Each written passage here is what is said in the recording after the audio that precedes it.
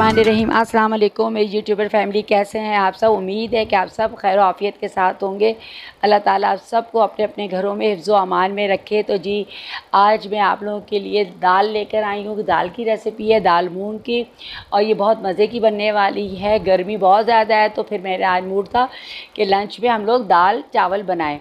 तो मैं ना आपको बताती हूँ कि दाल कैसे बनेगी। पहले तो मैं आपको ना इसके अज्जा बता देती हूँ।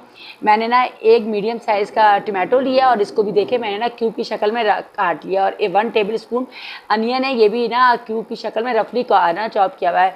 हाफ़ टी स्पून हल्दी है, 1 टीस्पून भर के नमक का है, 1 टीस्पून भर के रेड चिली है, और 1 टीस्पून भरकर जो है कोरिएंडर पाउडर, जो धनिया पाउडर, और ये जो है ब्लैक पेपर है। मैंने ना इसको भी हवन दस्ते में क्रश किया है।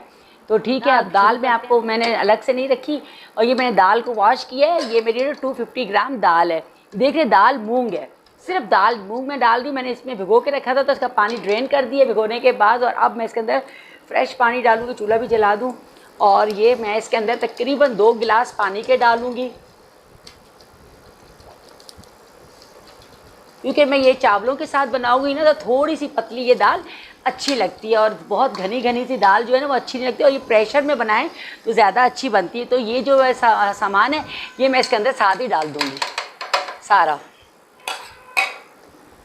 अब ये मैंने डाल दिया है, तो इसको मैं तकरीबन जब जो है मेरे ये कुकर की सीटी स्टार्ट होगी उसके बाद मैं इसको ना 5 मिनट ना इसको प्रेशर दूंगी, और फिर आपसे कंटिन्यू। देखें मैंने इसका प्रेशर कुकर का उतार दिया है, और ये देखें कितनी अच्छी सी दाल हो गई है।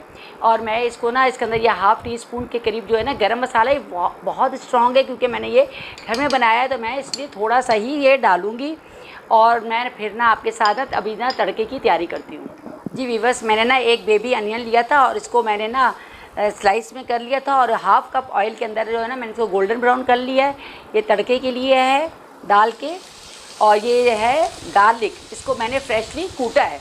लहसुन जो होता है ना दाल में या तो चॉप कर लिया करे या कूट के डाला करे। पेस्ट जो है ना बघार में अच्छा नहीं लगता, तो ये बहुत ही अच्छा इससे तड़का लगता है, उसका ना टेस्ट भी बहुत अच्छा आता है। तो ठीक है, प्याज और ये लहसुन का ना साथ ये हो रहा है, तो साथ ही जो है ना मैं ये डाल दूंगी बड़ी वाली ना रेड चिली। ये मेरे पास सूखी रेड चिली जो होती है ये वो डाली है मैंने।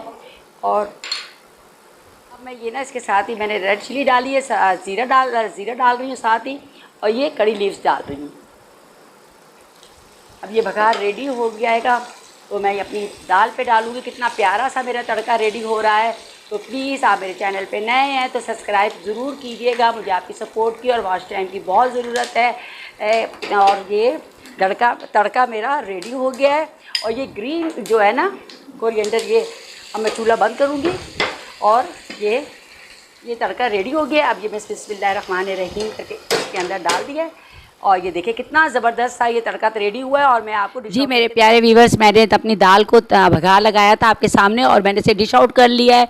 और मैंने इसको वाइट प्लेन बॉयल्ड राइस के साथ मैंने सर्व किया है, और कचूमर सलाद के साथ। तो आप जिस तरह से दिल चाहे आप इसे सर्व कर सकते हैं, लेकिन ये दाल का और प्लेन राइस इसके साथ ज़्यादा अच्छे लगते हैं। तो नेक्स्ट वीडियो तक के लिए अल्लाह।